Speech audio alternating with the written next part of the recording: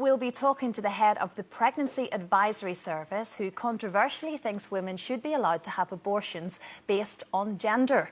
When you think of birth control, what springs to mind? Going on the pill, using condoms, or maybe getting an implant? Not, I imagine, having an abortion.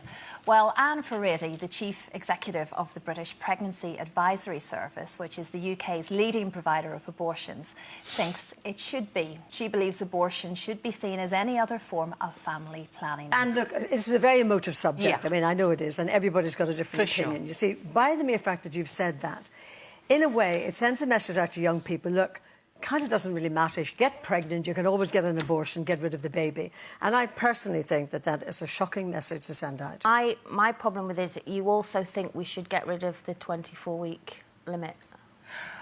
What I think is a problem is when a woman comes to us and maybe she hasn't realised that she's pregnant, or maybe there are circumstances in her life that have really changed. Even at 6 months, she hasn't realised she's pregnant. Well, sometimes it happens.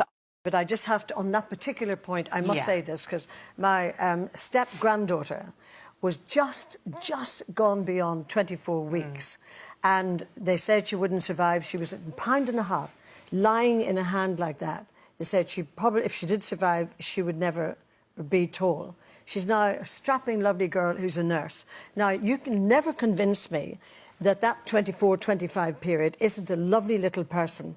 And if you've ever been to a prem unit in a hospital, you will see those little babies fighting for their life. So how you can say that you can just get rid of the baby? What about your views on gender selection, saying that if it's the wrong gender, not your choice, you can abort the baby? Well, let me say, right, you know, my view on it is that it should always be down to the woman to make the decision for herself, because she will live with that decision. Now, you may disagree with the reasons, I may disagree with the reasons, but both of us can walk away at the end of the day. She is going to live with it, and so that's why, you know...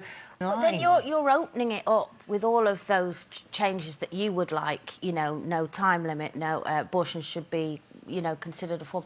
You're opening it up, a system up, to be massively abused by certain people. But why do we think women would abuse this? People will, because people do, you know.